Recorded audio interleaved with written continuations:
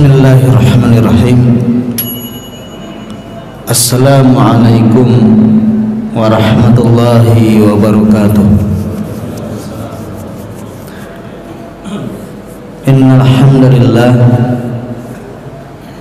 nahmaduhu wa nasta'inuhu wa nastaghfiruh wa na'udzu billahi min shururi anfusina wa min sayyiati a'malina. Man yahdihillah fala mudhillalah wa man yudlilhu fala hadiyalah.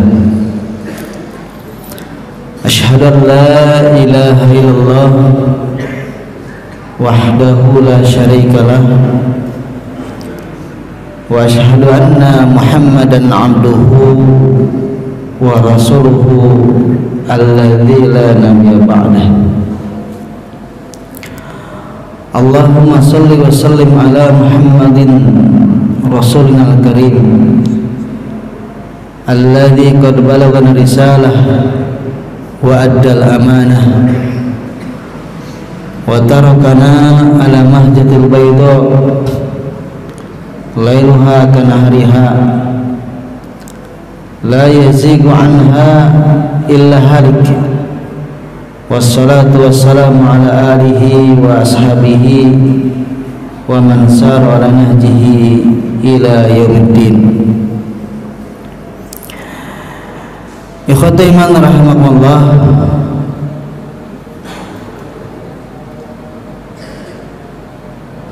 alhamdulillah, puji syukur kepada Allah Subhanahu wa taala yang telah memberikan kenikmatan, kesempatan serta keimanannya kepada kita semua, sehingga pada pagi hari insyaallah kita masih diperkenankan untuk bisa duduk bersimpuh bermuajahah setelah kita melaksanakan sholat subuh berjamaah. Maka kita duduk sebentar untuk zikrullah, zikir kepada Allah hingga nanti terbitnya matahari. Maka dalam hadis disebutkan, man shallal ghada, barang siapa yang sholat subuh fi jama'atin, dengan berjamaah, summa yajlisu, kemudian dia duduk, ya, yadzkurullah, berzikir kepada Allah Subhanahu wa taala, hatta tasyruqu syamsu, hingga terbitnya matahari, faka'annaha ka'ajri hajjatin wa umratin tamatin, maka dia akan mendapatkan pahala balasan dari Allah Subhanahu wa taala seperti pahalanya haji dan umrah, ya. Tamatin, sempurna. Mudah-mudahan kita semua bisa mendapatkan pahala itu dan juga mendapatkan keberkahan tentunya dengan mengikuti majelis ta'lim. Insyaallah salah satu keutamaan dari majelis ta'lim ini disebutkan dalam hadis adalah khutta bihi khataya wa rufi'at bihi darajah. Jadi diampuni dosa perdosaannya dan ditingkatkan derajatnya. Jadi ibadah ta'lim itu luar biasa, ya. Diampuni dosa dan dihapuskan, ditingkatkan derajat, gitu, ya. Hal yang mungkin dalam ibadah-ibadah yang lain tidak tercapai, ya. Karena belum tentu, ya. Tapi khusus untuk ta'lim ini, insya Allah Allah akan memberikan fadilah dan keutamaannya. Tapi dengan syarat ta'lim, ya. Taklim itu bukan taklim, beda sama taklim sama taklim, ya. Kalau taklim katanya dibentak-bentak orang alim, kita bukan ngebentak-bentak. Ini taklim dari kata-kata allama yu'allimu ta'liman. Apa itu taklim? Yaitu kajian ilmiah, ya. Taklim itu allama yu'allimu ta'liman, ilmiah. minimal ada 3 unsur, yaitu ada alim yang mengajar, ada muta'allim yang belajar, ada ilmu yang dipelajari gitu. Baru itu namanya ta'lim. Nah, yang namanya ilmu itu ya harus jelas dasarnya, dari mana asalnya, nggak sembarangan. Nah, ini bedanya taklim dengan yang bukan taklim, dengan ceramah atau mungkin ada pidato, ada orasi, beda ya. Kalau taklim itu harus jelas dasarnya, ilmunya apa yang dipelajari gitu. Maka dalam hal ini insya Allah kita akan mengkaji terkait dengan tafsir ya. Tafsir itu adalah salah satu cabang ilmu yang oleh para ulama dikatakan ilmu yang paling mulia. Kenapa disebut ilmu yang paling mulia? Karena memang dasarnya atau bahan kajiannya adalah suatu ungkapan atau suatu bahan yang sangat mulia. Tidak ada yang lebih mulia dari Al-Quran. Tidak ada perkataan yang paling sempurna dari Al-Quran, nggak ada. Fa in asdaqal hadits kitabullah ya. Ucapan yang paling benar ya, asdaqal hadis itu adalah kitabullah, kata Rasul. Sebenar-benarnya ucapan, sebenar-benarnya perkataan, sebenar-benarnya bahasa itu adalah kitabullah, Al-Quran, yang tidak mungkin salah, pasti benarnya. Makanya para ulama mengatakan tafsir itu adalah salah satu cabang ilmu yang paling tinggi derajatnya. Apalagi dalam Al-Quran kan Rasul mengatakan la aqulu alif lam mim harfun, aku tidak mengatakan alif lam mim itu satu huruf, tapi alif satu huruf, lam satu huruf, dan mim satu huruf. Wa kullu hasanatin yudha'afu ila asyri amsalihha, dan setiap satu huruf akan dibalas 10 kali kebaikan. Jadi kalau alif lam mim saja itu udah 30 kebaikan. Nah, disinilah mulianya belajar tafsir, belajar ilmu Al-Quran, belajar terkait mengkaji perkataan firman Allah Subhanahu wa Ta'ala dalam Al-Quran. Nah, selama ini memang kita mengkaji tafsir Al-Quran, tapi caranya tematik ya. Jadi metodenya adalah metode tematik, yaitu tema apa nih yang paling cocok. Nah, kaji ya, ayatnya ini, hadisnya ini. Nah, insya Allah sekarang ini kita mengkaji tafsir Al-Quran tapi dengan metode tahlil ya. Jadi dalam ilmu tafsir itu ada 2 metode, ada tafsir maudhu'i, ada tafsir tahlili. Kalau tafsir maudhu'i itu adalah tafsir yang berdasarkan tema ya. Tema-tema dalam Al-Quran itu kan banyak ya, ada terkait dengan ilmu pengetahuan, terkait dengan fikih, terkait dengan sosial, terkait dengan politik, bahkan itu ada dalam Al-Quran. Itu namanya tafsir maudhu'i, tafsir tematik. Nah, yang akan kita kaji adalah tafsir tahlil. Bagaimana kita merinci ayat demi ayat dalam Al-Quran. Ini tidak kaitan dengan tema, pokoknya tema apa sajalah, tapi kita mengkaji terkait dengan ayat per ayat di dalam Al-Quran. Nah, di antara yang akan kita kaji ini adalah dari surat yang paling terakhir ditulis ya. Jadi bukan yang paling terakhir turun, tapi yang paling terakhir ditulis. Karena yang paling terakhir turun mah surat Al-Maidah ya, ayat 3 itu yang paling terakhir turun. Tapi yang paling terakhir ditulis yaitu surat An-Nas. Yang paling awal ditulis surat Al-Fatihah, yang paling terakhir adalah surat An-Nas. Dan penempatan surat An-Nas ini juga bukan berdasarkan perakiraan atau berdasarkan ijtihad. Ini adalah mutlak, merupakan wahyu dari Allah Subhanahu wa Ta'ala. Jadi kalau ada pertanyaan, kenapa kok katanya surat yang terakhir turun kan surat Al-Maidah, tapi kok di dalam Al-Quran yang paling terakhir kan surat An-Nas? Ini penting gimana? Ini salah apa gimana? Tidak ya. Ini adalah justru berdasarkan wahyu dari Allah Subhanahu wa Ta'ala yang disampaikan oleh malaikat Jibril. Jadi Rasul itu setiap sebulan sekali itu datang. Jadi Rasul aja belajar ya. Rasul itu belajarnya kepada malaikat Jibril langsung. Jadi setiap sebulan sekali malaikat Jibril itu datang kepada Rasulullah SAW mengajarkan Al-Quran. Tempatkan nih ayat ini di sini, ayat ini di sini, setelah ayat ini, setelah ini. Jadi semuanya itu berdasarkan urutan yang diajarkan oleh malaikat Jibril kepada Rasulullah SAW. Tidak ditambah, tidak dikurangi, apalagi dirubah-rubah, tidak ada. Jadi kenapa surat Al-Fatihah ada di pertama? Itu karena malaikat Jibril menyuruh begitu. Termasuk urutan seperti kalimat bismillah ya. Bismillah dalam Al-Quran itu juga berdasarkan wahyu, bukan berdasarkan perkiraan. Makanya kenapa dalam surat At-Taubah tidak ada bismillahnya, sementara di tempat yang lain ada bismillahnya. Dari siapa? Dari malaikat Jibril begitu, dari sononya begitu. Ya jangan suka nama-nama dalam Al-Quran, nggak boleh. Tambah-tambah, ini khawatir termasuk dalam kata bisa dikatakan bid'ah itu nama-nama dalam Al-Quran, nama-nama ayat dalam Al-Quran, nggak bisa.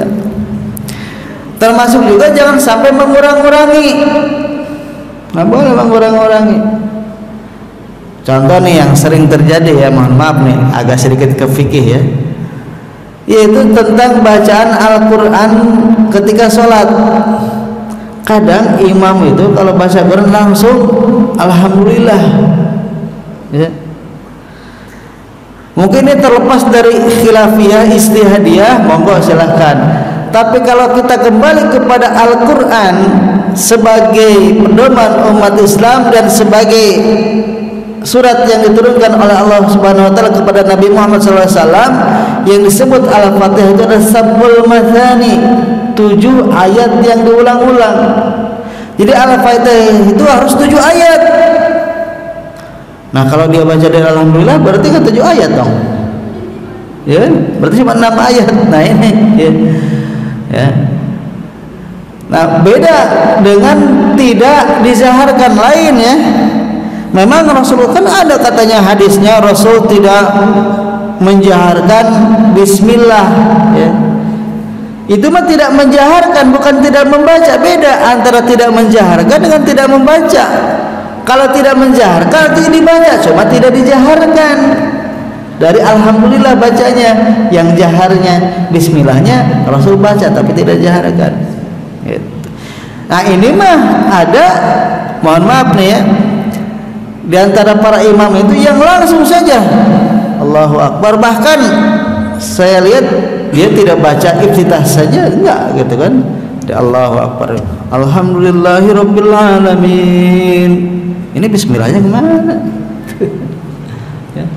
Harusnya kan pakai bismillah dulu atau dalam dirinya lah bismillahirrahmanirrahim, langsung alhamdulillahirabbil alamin. Kalau toh beliau mungkin mau mengikuti hadis Nabi tadi di mana Rasul memulai bacaan dengan alhamdulillah, jadi memulai bacaan yang dijaharkan ke alhamdulillah.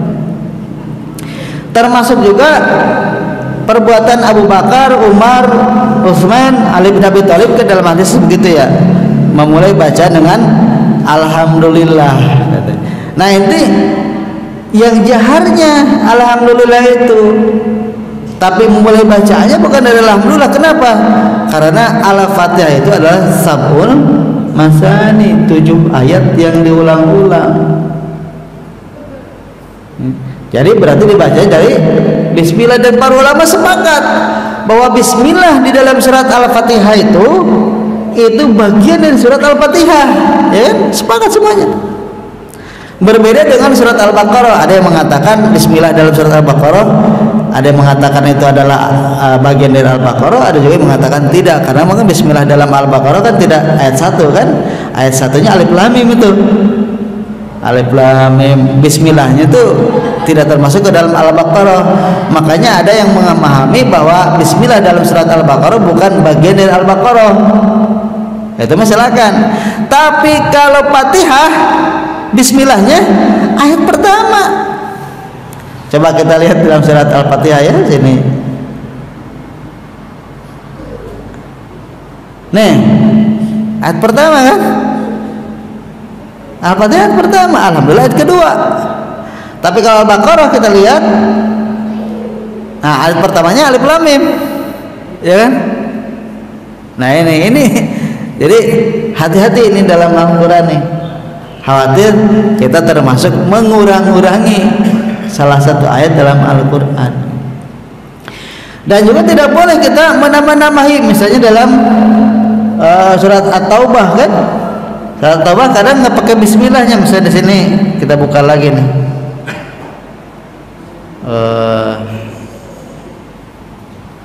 dari awal lagi.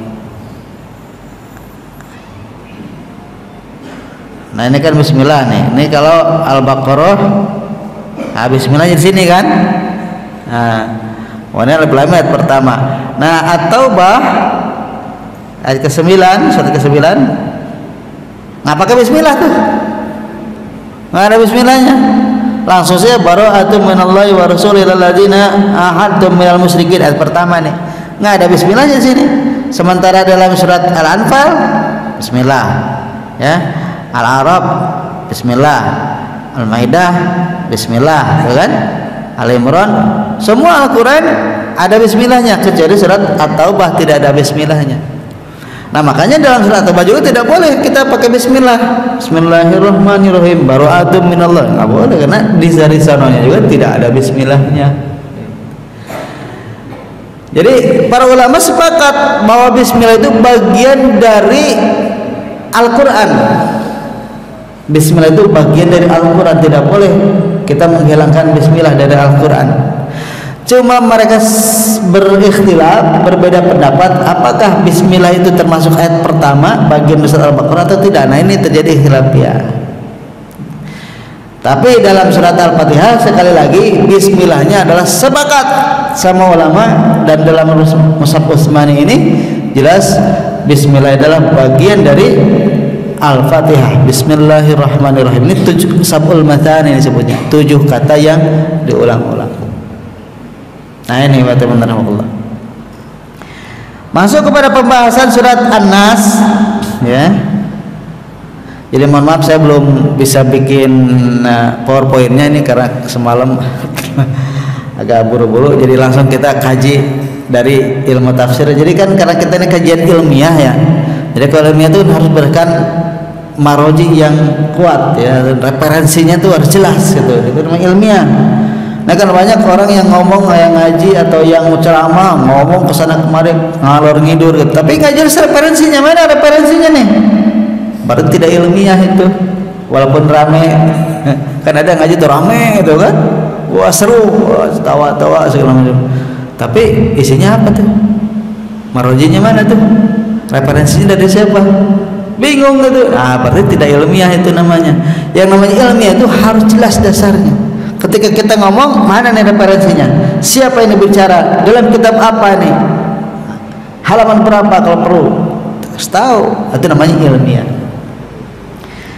Nah, dalam surat An-Nas ini, ya, ini banyak tafsir yang bisa kita buka sebenarnya ya. Ada tafsir Al-Jazairi, ada tafsir Ibnu Abi Hatim, ada tafsir Mujahid, ada tafsir Muyassar, tafsir Al-Marogi, tafsir Ibnu Katsir dan sebagainya. Boleh kita buka. Ini semuanya ilmiah karena ini para ulama yang bikin. Nah, yang paling ringan ya adalah Aisarut Tafsir. Nah, ini tafsir yang paling ringan, maka disebut Aisar, yang paling mudah. Di dalam kitab Aisarut Tafsir disebutkan ya, Bismillahirrahmanirrahim, qul a'udzu bi rabbin nas. Katakanlah Muhammad, a'udzu, aku berlindung bi rabbin nas, dengan Tuhannya manusia, malikin nas, rajanya manusia, ilahin nas, Tuhannya manusia, min syarril waswasil khannas, dari kejahatan yang berbisik ya. Al-khannas ya, yaitu yang berbisik di dalam hati manusia, alladzi yuwaswisu fi sudurin nas, yang berbisik di dalam dada manusia, minal jinnati wan nas, dari kalangan jin dan manusia. Kata Imam Al-Jaziri, a'udzu, Kalimat a'udzu itu adalah atahassanu wa astajiru, yaitu minta perlindungan dan minta penjagaan. Itu namanya a'udzu. Dan kita memang diperintahkan oleh Allah Subhanahu wa taala untuk meminta perlindungan kepada Allah Subhanahu wa taala, bahkan di dalam setiap sholat. Jangan lupa nih ya, salat itu adalah ibadah yang sangat konsen setan iblis mengganggunya. Makanya dianjurkan setiap sholat itu pakai ta'awudz ya. Jadi kalau satu nggak langsung bismillah, nggak langsung, tapi ada ta'awudznya dulu. Kalau bisa makan ada iftitah ya, misalnya ada al-mabaini atau wajah tu wajhiyah, itu kan iftitah. Nah setelah baca iftitah baru ta'awudz. A'udzubillahi samil alimi minasyaitani min hamzihi wa nafihi wa nafsihi. Itu bacaan ta'awudz ketika sholat. Jadi ta'awudz itu bukan sebelumnya ya. Belum sebelum sholat, kan ada juga kaum muslimin yang baca ta'awudz itu sebelum sholat ya. Allahu Akbar ya, gitu misalnya kan. Nah ini kalau kita mengikuti contoh Rasulullah SAW, ta'awudznya itu setelah takbir ya. Jadi setelah takbir Allahu Akbar kita baca doa iftitah ya, subhanakallahumma rabbana wa bihamdika asyhadu rabbana wa bihamdika wa la ilaha illa anta. Kemudian wa ta'ala jadika wa la ilaha illa anta. Kemudian baca ta'awudz, a'udzubillahi samil alimi minasyaitonir rajim min hamzihi wa nafihi wa nafsihi. Baru bismillahirrahmanirrahim. Alhamdulillahirabbil alamin. Baca Fatihah. Nah, kenapa kita harus ta'awudz? Ya, ta'awudz karena memang kita ini tidak bisa lepas dari yang namanya godaan setan, nggak bisa, Pak. Bahkan setan ini dalam hadis disebutkan yajri majradam. Setan ini mengalir bersama aliran darah. Jadi nggak bisa kita terlepas dari godaan setan itu. Jangankan kita, Nabi aja digoda, ya kan? Nabi kan pernah digoda. Itu Nabi Adam dikeluarkan dari surga, kenapa? Karena digoda setan, sehingga beliau mendekati pohon yang dilarang itu kan. Nabi Muhammad itu sampai bermuka masam dalam surat Abasa wa tawalla an ja'ala ma wa madrika lalu yasaka. Bermuka masam, tidak mau memperhatikan orang yang datang padahal dia seorang buta. Kenapa Nabi Muhammad begitu? Digoda itu oleh setan. Jadi jangan merasa aman dari godaan setan, karena nggak mungkin setan itu tidak menggoda manusia, pasti menggoda manusia. Makanya di sini Allah Subhanahu wa taala menyuruh kepada Nabi Muhammad, "Qul," katakanlah Muhammad, "A'udzu birabbin nas." Aku berlindung kepada Tuhannya manusia. Nah, kalau Rasulullah SAW saja disuruh untuk berlindung kepada Allah dari godaan setan ini, ya apalagi kita. Nah, jadi kita diwajibkan oleh Allah Subhanahu wa taala bahkan untuk berlindung kepada Allah. Apalagi kalau kita baca Al-Qur'an, itu wajib. Bahkan para ulama mengatakan wajib hukumnya kalau kita mau baca Al-Qur'an wajib berlindung dulu. Fa idza qara'tal Qur'ana fasta'id billahi minasyaitonir rajim. Tuh kan ayatnya jelas. Surat apa itu ya? Al-A'raf ya. Fa idza qara'tal Qur'an, apabila kamu baca Al-Qur'an, kata Allah, fasta'id, hendaklah kalian berlindung. Nah, makanya para ulama mengatakan baca ta'awudz ketika sholat itu juga hukumnya wajib. Kenapa? Karena tadi fasta'in, apabila kamu baca Al-Quran, Al-Fatihah kan Al-Quran, karena Al-Fatihah itu Al-Quran, maka juga kita wajib berlindung. Fasta'in billah, kamu harus berlindung kepada Allah minasyaitonir rajim, dari setan yang terkutuk. Jadi wajib. Nah, kalau tidak dilaksanakan bagaimana? Nah, berarti kalau wajib kan tidak dilaksanakan berdosa. Apalagi kalau dia tahu ya, dia tahu itu hukumnya, dia tahu itu dia perintah, nggak dilakukan, berdosa itu. Kecuali kalau saya mah kan baru tahu nih, ya insya Allah mungkin kalau baru tahu mah tidak berdosa. Tapi kalau dia tahu bahwa hukum ta'awudz itu diperintahkan oleh Allah Subhanahu wa taala dalam Al-Qur'an, bahkan dicontohkan oleh Rasulullah, nah berarti ini hukumnya para ulama sepakat, atau jumhur ulama lah, kata walaupun tidak sepakat ya. Kebanyakan para ulama berpendapat bahwa ta'awudz ketika mau membaca Al-Qur'an itu hukumnya wajib, karena tadi diperintah fasta'idz billahi minasyaitonir rajim, hendaklah kalian berlindung dari setan yang terkutuk.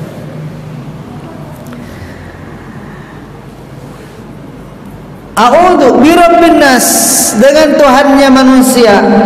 Nah, di sini Allah mengatakan, menamakan diri Rabbun nas ya. Apa itu Rabb? Rabb itu adalah khaliquhum wa malikuhum, yaitu pencipta mereka dan raja mereka, penguasa mereka, itu namanya Rabb ya. Jadi Rabb itu adalah penguasa dan pencipta.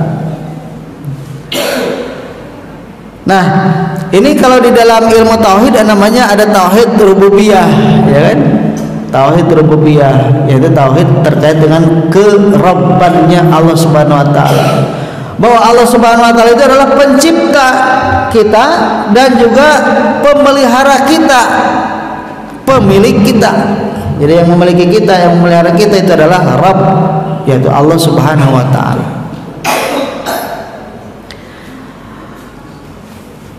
Kemudian Rabbin nas ya, yaitu Allah lah yang menciptakan manusia saat ini. Karena ini juga banyak di antara manusia yang tidak percaya terhadap kerububiyahan Allah Subhanahu wa taala. Ini jelas ini ya, ini menyimpang dan termasuk kesesatan yang luar biasa, dan termasuk juga kejahatan. Saya katakan jahat orang yang memungkiri tentang kerububiyahan Allah. Jadi dia tidak mengakui bahwa Allah penciptanya, tidak mengakui bahwa Allah itu yang memeliharanya, tidak mengakui bahwa Allah sebagai pemiliknya. Wah, itu jahat. Namanya kemunkaran berpikir. Nah, termasuk, mohon maaf nih, yang sekarang mungkin kebanyakan orang pahami ya, terkait dengan fenomena alam yang terjadi. Contoh dalam hal gempa bumi yang kemarin terjadi di Lombok atau di Palu ya. Banyak orang yang memahami, wah itu mah fenomena alam biasa ya kan, itu mah kejadian alam saja, nggak ada kaitannya dengan kekuasaan Allah, itu nggak ada kaitannya dengan perbuatan manusia. Ini hati-hati tuh ya, memisahkan kejadian alam ini dari Allah Subhanahu wa taala sebagai Rabb, itu hati-hati, itu berarti telah keluar dari kerububiyahan Allah Subhanahu wa taala. Di mana dulu orang musyrik saja, orang jahiliyah zaman Rasul yakin terhadap kerububiyahan Allah, cuma mereka itu tidak mau beribadah kepada Allah saja itu. Ya, orang musyrik, orang jahiliyah, orang kafir zaman Rasul itu dikatakan kafir, musyrik, jahiliyah itu kenapa? Bukan tidak percaya kepada Allah, percaya mereka kepada Allah. Bahkan dalam Al-Quran dikatakan, kan kata Allah, kul katakan Muhammad, la in sa'altahum, jika engkau tanya mereka itu orang-orang kafir, orang jahiliyah ini, man khalaqas samawati wal ard, siapa yang menciptakan langit-langit dan bumi ini? La yaquluna Allah, mereka pasti akan mengatakan yang menciptakan langit-langit dan bumi adalah Allah. Dalam ayat yang lain dikatakan lain sa'atahu man ya yanzilu minas sama'i ma'an, siapa yang menurunkan air dari langit itu? La yaquluna Allah, pasti mereka juga akan mengatakan itu adalah Allah. Jadi orang jahiliyah, orang kafir itu percaya yakin terhadap Allah itu. Cuma kenapa mereka disebut musyrik, kenapa mereka disebut kafir? Karena mereka tidak mau beribadah kepada Allah, itu aja. Dia yakin bahwa Allah yang menciptakan mereka, dia yakin Allah yang memberikan rezeki kepada mereka, bahkan mereka yakin bahwa Allah yang menurunkan hujan yang mengurus mereka ini. Maka di dalam kebiasaan orang kafir itu, orang musyrik saat itu ya, kalau mereka berada di tengah laut, disebutkan dalam Al-Quran, mereka akan berdoa kepada Allah mukhlisina, dengan ikhlas, berdoa murni kepada Allah. Coba ketika kita diombang-ambing di laut kan, siapa yang bisa menyelamatkan coba? Kecuali Allah Subhanahu wa taala. Maka saat itu orang musyrik itu berdoa kepada Allah dengan betul-betul mukhlisin. Tapi ketika mereka sampai ke darat, selamat lagi, mulai lagi berdoa kepada Lata, kepada Uzza, minta kepada Manat, Siwa dan sebagainya. Itu namanya orang-orang musyrik jahiliyah. Nah, ada di antara sekarang orang-orang yang dalam hal rububiyah aja nggak mau gitu. Wah, itu mah fenomena alam biasa, itu nggak ada kaitannya dengan perbuatan Allah gitu. Masa Allah dendam, masa Allah murka? Ya kalau Allah berbicara begitu gimana? Ya. Kalau Allah memang yang berkehendak seperti apa? Ya seperti itu. Ya. Jadi apa yang terjadi di Lombok, apa yang terjadi di Palu saat ini, itu adalah memang kehendak Allah. Bukan hanya fenomena alam biasa, bukan hanya katanya terjadi pergeseran tektonik dan sebagainya, pergeseran tanah dan lain sebagainya. Itu mah mungkin hanya salah satu sebab. Hakikat utamanya adalah Allah Subhanahu wa taala berkehendak. Nah, ini harus kita pelajari. Kenapa Allah berkehendak di sana? Kenapa Allah tidak berkehendak di tempat lain? Nah, ini yang jadi pelajaran bagi kita. Oh, ternyata di sini ada gini. Nah, itu baru pelajaran hikmah di dalamnya. Jadi jangan sampai kita memisahkan kejadian alam ini, peristiwa alam ini, peristiwa yang terjadi di depan kita, memisahkan dari kehendak Allah. Nggak bisa. Karena sama dengan memungkiri tentang kerububiahan Allah. Makanya kan juga banyak di antara manusia itu ya, manusia modern saat ini ya, terkait misalnya dengan rezeki, terkait dengan jodoh, terkait dengan nasib ya. Banyak orang yang memungkiri bahkan kerububiahan Allah. Pengen selamat malah bikin sedekah laut katanya. Ya. Apa sedekah laut? Itu musyrik, itu bukan sedekah laut, itu namanya pemujaan kepada dewa laut. Nah, bikin makanan buat laut, kepala sapi apa gitu kan diserahkan kepada laut. Itu mah bukan sedekah. Sedekah mah udah jelas kepada orang. Ke laut siapa yang makan? Ini pembohongan itu ya. Makanya kan diazab oleh Allah Subhanahu wa taala dengan tsunami itu. Karena dia telah tidak mengakui kerububiahan Allah. Ya. Nah, ada manusia sekarang ini, manusia modern seperti itu. Jadi dalam hal keselamatan saja, dalam hal rezeki saja nggak mau minta kepada Allah. Padahal Allah yang Maha Pemberi, Allah yang memberikan penyelamat, Allah yang melindungi mereka. Nah, kenapa mereka tidak mau berlindung kepada Allah? Malah mau berlindung kepada Nyi Roro Kidul segala macam. Mau berlindung kepada penguasa laut segala macam, berlindung kepada penguasa gunung, berlindung kepada penguasa darat. Ini adalah kejahatan atau kemunkaran berpikir, kemunkaran akidah. Dan ini jelas dosanya luar biasa, musyrik. Jadi a'udzu birabbin nas, kemudian malikin nas. Nah, ini kadang saya suka dengar ada imam suka salah dalam bacanya ya. Malikin nas, salah itu ya. Ya. Kalau malikin nas itu di maliki yaumiddin, maliki yaumiddin benar itu. Ya. Maknya panjang, maliki yaumiddin. Tapi kalau malikin nas pendek, malikin nas, ilahin nas. Ya, beda antara malikin nas dengan malikin nas lain. Ini yang harus kita pahami juga. Malikin nas ay sayyidun nas wa malikihim wa hakimihim. Yang maksud malikin nas adalah sayyidun nas, yaitu pemimpinnya manusia, wa malikihim, rajanya manusia, wa hakimihim, penguasanya manusia. Itu arti menurut tafsir dari Al-Jazairi. Jadi memang Tidak ada yang menguasai, tidak ada yang yang sebagai yang harus diikutin, ya. Supaya Sayyidina pemimpin, rajanya dan sebagai penguasa yang memutuskan, hakim ini memutuskan benar atau salah, ya kecuali Allah Subhanahu wa taala. Makanya kita berlindung kepadanya. Berlindung dari apa? Ilahin nas. Ini Tuhannya manusia. Ma'budun nasi, yaitu yang disembah oleh manusia bihaqqin, dengan sebenar-benarnya. Jadi ilahun itu adalah sesembahan, ya. Yaitu yang disembah oleh manusia, ilahin nas, sesembahan manusia. Tetapi ini sesembahan yang benar, bihaqqin, ya. Karena pada faktanya memang ada sesembahan-sesembahan dilakukan oleh manusia, yaitu sembahan kepada tadi kan Nyai Roro Kidul, persembahan kepada penguasa laut, penguasa gunung, ya. Kalau zaman dulu ada Manat, ada Siwa, ada Lata dan sebagainya itu kan, itu penguasa-penguasa zaman dulu, ya. Zaman Nabi Nuh ada namanya Yagus, Ya'uq, Nasro. Nah, itu kan nama-nama berhala zaman Nabi Nuh. Jadi berhala itu memang sudah ada, atau zaman Bani Israil ada Fir'aun segala macam, itu kan berhala juga. Dan itu disembah oleh manusia. Fir'aun, Manat, Lata, Siwa disembah. Tetapi sesembahan mereka sesembahan yang tidak benar. Kenapa tidak benar?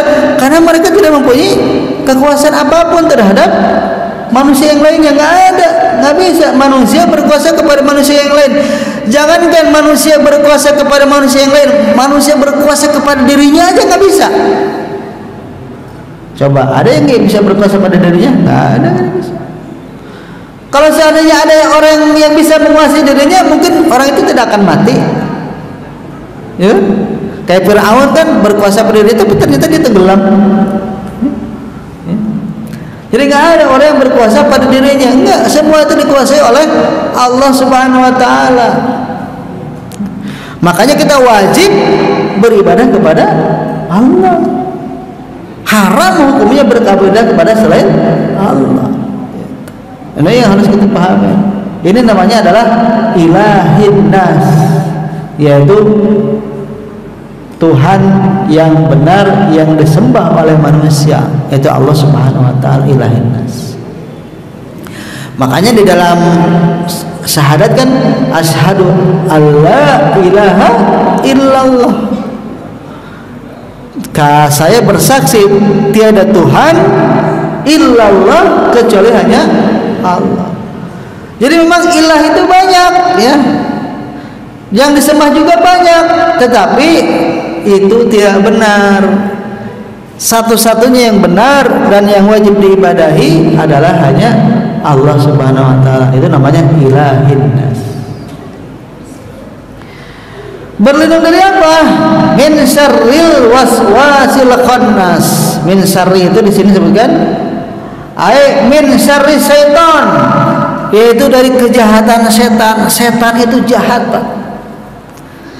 Bahkan dalam Al-Quran disebutkan innahu lakum aduwwum mubin. Setan ini musuh yang nyata buat kalian. Jadi jangan percaya kepada setan, apalagi mengikuti langkah-langkah setan. Datang saja kepada setan itu tidak diterima, itu sholatnya 40 hari 40 malam. Datangnya ke setan. Emang setan bisa didatangi? Bisa. Yaitu datang kepada dukun. Dukun kan dia ngasih tahu gini-gini dari mana? Dari setan. Emang dia tahu masalah gaib? Kan nggak ada. Yang ngasih tahu masalah gaib kepada dukun siapa? Setan. Makanya barang siapa, kata Rasul, man atakahinan, barang siapa yang datang ke dukun, lam tuqbal sholatuhu, tidak akan diterima sholatnya, arba'ina lailatan, 40 malam. Sholat 40 malam nggak diterima. Baru datangnya doang, Pak, datang doang itu. Bagaimana kalau percaya kepada apa yang dikatakan oleh dukun ini? Percaya kepada apa yang dikatakan oleh setan ini? Maka kafara bima unzila ala Muhammadin, maka sungguh dia telah kufur kepada apa yang turunkan kepada Nabi Muhammad. Berat, Pak, ya. Jadi hati-hati tuh terhadap dukun ini. Apalagi dukun sekarang mah pada canggih-canggih, Pak, ya. Dia sekarang nggak mengatakan dukun, namanya paranormal, orang yang normal. Berarti kita tidak normal semua. Yang normal cuma dukun doang. Paranormal namanya, orang-orang normal katanya. Orang-orang normal, berarti kita ini nggak normal. Atau bahkan sekarang mah ada, mohon maaf ya, ada dukun tapi menggelar dirinya, mohon maaf ya, ada yang kiai ya, ada yang ustaz, ada ajengan, bisa jadi. Bagaimana kita bisa membedakan ini dukun, ini bukan dukun, ini kiai beneran, ini kiai gadungan? Nah, dari mana? Lihat saja perkataannya. Kalau perkataannya sudah menyalahi dari Al-Quran, sudah pertentangan dari Al-Quran, ini tidak ada dasar dari hadis Nabi, ini jangan-jangan bukan kiai ini mah. Karena kalau kiai mah jelas sumbernya adalah agama, yaitu Al-Quran wa Sunnah, itu kiai. Tapi kalau sudah dia ngomong ngelantur ke sana kemari, apalagi sampai meramal masa depan orang, nggak boleh, nggak bisa. Ya, tidak bisa ada orang yang bisa meramal masa depan, nggak bisa. Dalam Al-Quran sebutkan innaka la ta'lamu madza taksibu goda, itu Allah sudah jelas tuh.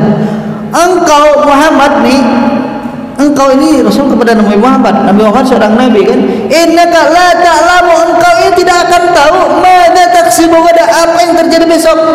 Di Rasul aja nggak tahu, masa ini kiai tahu? Masa ini Ustaz tahu? Dari mana tahunya? Rasul aja tidak tahu apa yang terjadi besok. Jadi para peramal masa depan ini, ya, para peramal nasib orang ini hati-hati, berarti dukun nih. Kenapa? Karena Rasul aja nggak tahu apa yang terjadi besok. Ini dia mulai tahu, oh, katanya begini. Ya. Dulu ada Mama Loren, macam-macam ya, udah meninggal tuh orangnya. Ya. Ini hati-hati, ada yang subur kemarin itu, hati-hati. Berarti ini namanya dukun. Dalam bahasa Arab namanya arraf. Dukun itu arraf. Kenapa disebut arraf?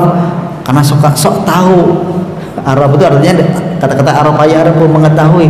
Arraf itu artinya orang yang sok tahu atau orang yang pura-pura tahu padahal tidak tahu. Ya. Karena yang maha tahu terhadap masa depan, yang tahu akan terjadi kemudian itu adalah Allah, nggak bisa orang lain tahu. Apalagi dia berbicara, di sini kenapa terjadi gempa bumi, karena di sini ada penghuni sini marah. Kenapa di sini terjadi begini, karena pemegang kekuasaan di sini tidak suka, ya harus kita. Itu berarti namanya arraf. Ya. Suka sok tahu, ya, pura-pura tahu padahal mah tidak ada ketahuan. Dari mana dia bisa mengatakan begitu? Ini min syarril waswasil khannas, yaitu dari kejahatan setan ya yang suka berbisik kepada manusia. Ya. Al khannas ay alladzi yahrusu wa yata'akharu 'anil qalbi, yaitu orang yang suka memalingkan, ya, orang yang suka berbisik untuk menyimpangkan manusia, memalingkan manusia dari jalan kebenaran, namanya al-khannas. Ini min syarril waswasil khannas. Jadi manusia ini tidak akan bisa lurus, Pak, nggak bisa itu manusia itu. Ya. Sebaik-baik manusia tidak akan lurus, enggak, pasti itu akan. Makanya yang disebut muttaqin itu di dalam Al-Quran bukan orang yang tidak pernah melakukan kesalahan, bukan. Ya. Coba di dalam Al-Quran sekali merentukan, wasairu ila magfiratin min rabbikum wa jannatin 'arduha samawati wal ardu uiddat lil muttaqin. Ya. Jadi Allah telah kata Allah, berlombalah kalian untuk menuju magfirah dari Allah, ya, dan surganya yang luas langit dan bumi, yang disediakan oleh Allah untuk orang-orang muttaqin. Siapa orang muttaqin ini? Alladzi yunfiqu fis sarai wad dharra wal kadhiminal ghaiz wal afina 'anil nas. Terus apa lagi? Wa idza fa'alu fahisatan dzakarullah, apabila mereka melakukan suatu fahisah, keburukan, dzakarullah, mereka zikir ingat kepada Allah. Wastaghfaru li dzunubihim, dan mereka istighfar atas dosanya. Itu cara atau ciri orang-orang muttaqin itu begitu. Kenapa Allah mengatakan begitu? Karena memang pada dasarnya manusia ini tidak akan bisa bersih sebersih-bersih, nggak bisa. Karena tadi ada min syarril waswasil khannas. Dan yang namanya setan ini Pak, dia sangat berpengalaman untuk menggoda manusia. Jadi setan itu sangat canggih itu godaannya itu. Ya. Jadi kalau yang menggodanya itu, yang digodanya itu adalah ustadznya, maka setan yang mengganggu adalah setan ustadznya.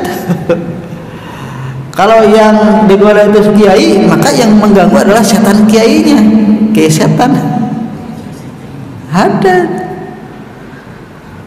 Dan mereka ini kan sudah di briefing, sudah dilatih oleh iblis. Iblis itu nenek moyangnya setan yang menggoda Nabi Adam dahulu. Sampai sekarang masih hidup, belum mati itu setan itu.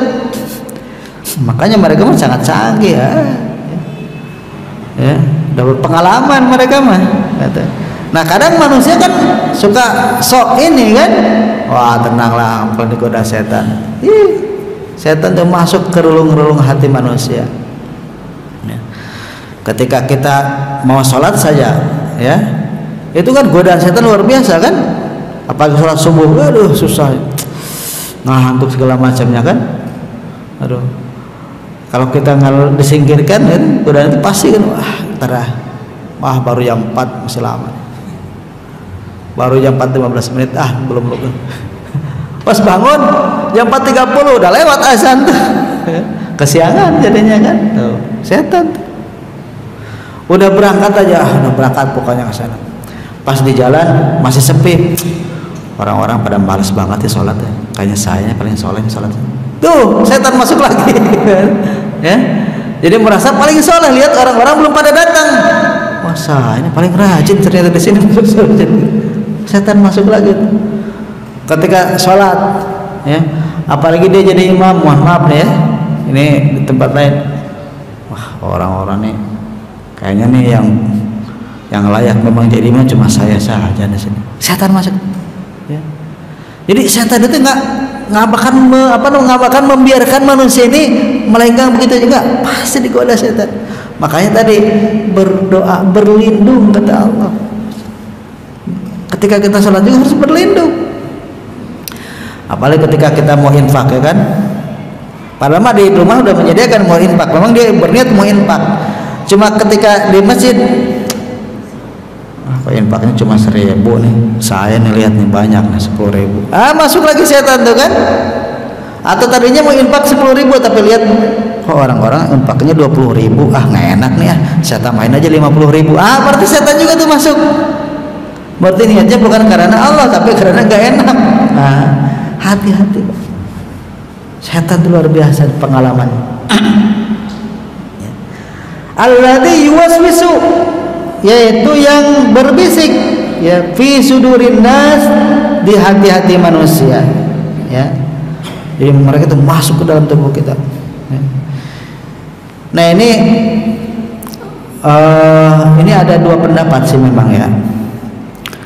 Ada yang mengatakan bahwa setan itu nggak mungkin masuk ke dalam tubuh manusia, ada. Tapi seperti Muhammad Abduh gitu kan, mereka mah nggak percaya setan bisa masuk kepada tubuh manusia. Itu juga Al-Afghani, ya, Jamaluddin Al-Afghani, itu banyak para mufassirin kontemporer. Kebanyakan mereka tidak percaya bahwa setan itu bisa masuk kepada manusia. Padahal faktanya jelas ya kan, mereka ini masuk di sudurin nas, mereka mentaswis. Kata mereka hanya taswis itu kan cuma membisikin, tidak mesti masuk. Padahal dalam ayat ini sebenarnya jadi manjaradam, setan ini masuk melalui aliran darah, berarti bisa masuk. Jadi kalau yang kayak penafsir mufassirin kayak Muhammad Abduh, ya kan, kayak Al-Afghani, Al-Marogi sebagiannya itu nggak percaya manusia bisa kerasukan setan, nggak percaya. Tapi kalau saya lebih condong kepada adanya, karena memang ada dalam Al-Quran dan juga Rasulullah juga pernah, ya. Nih asbabun nuzul dari surat An-Nas ini kan kalau kita baca dalam tafsir Ibnu Katsir, ya.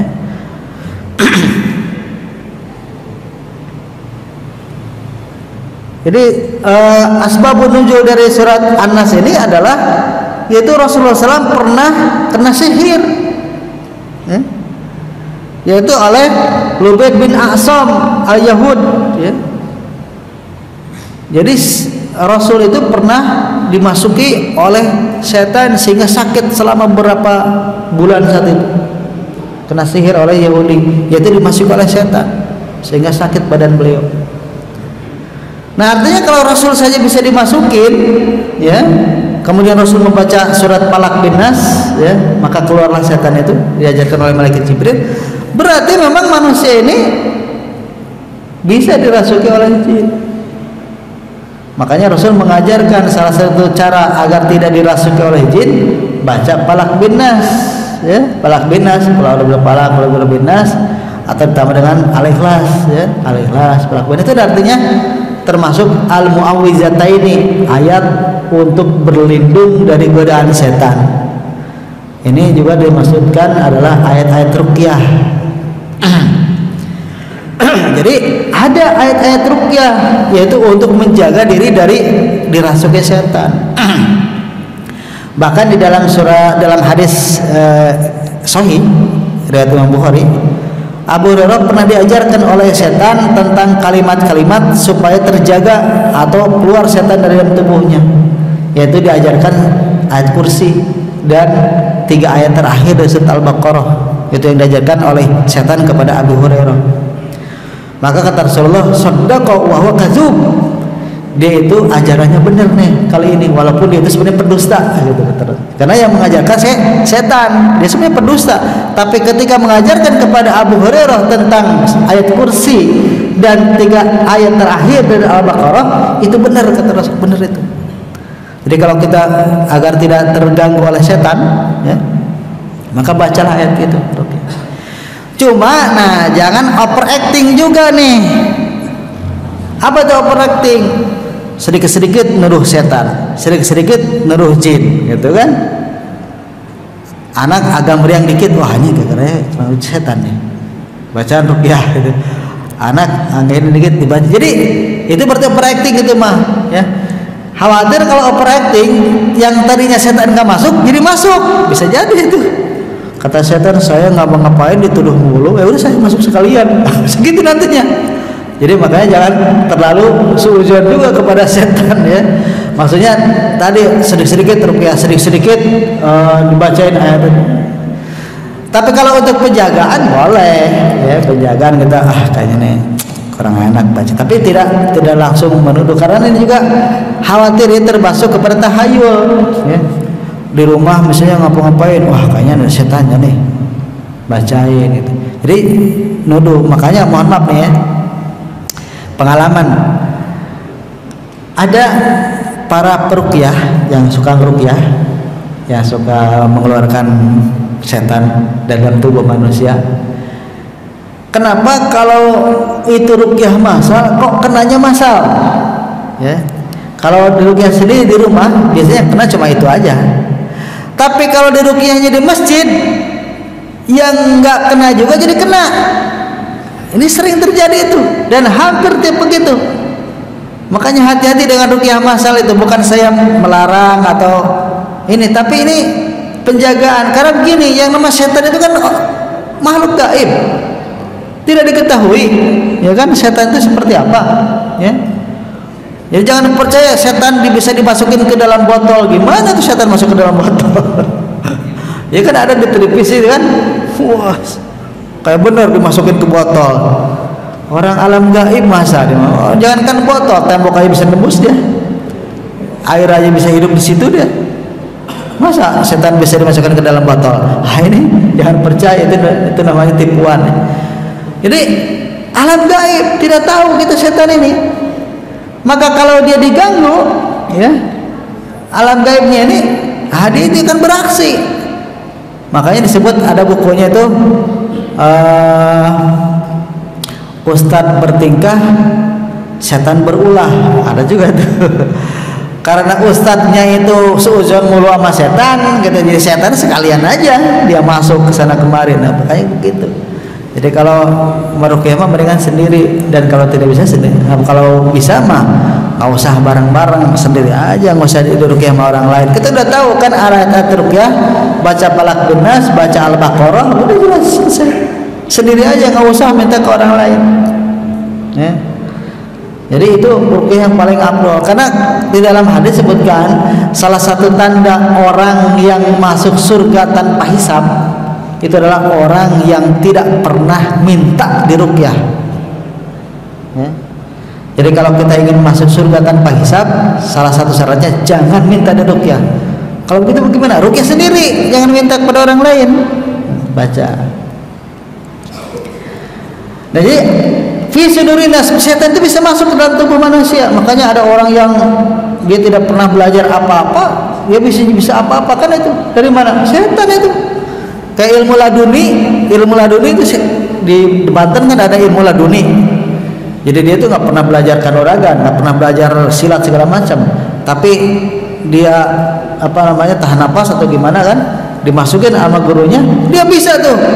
Wah, kayak pernah latihan saja. Itu namanya setan masuk.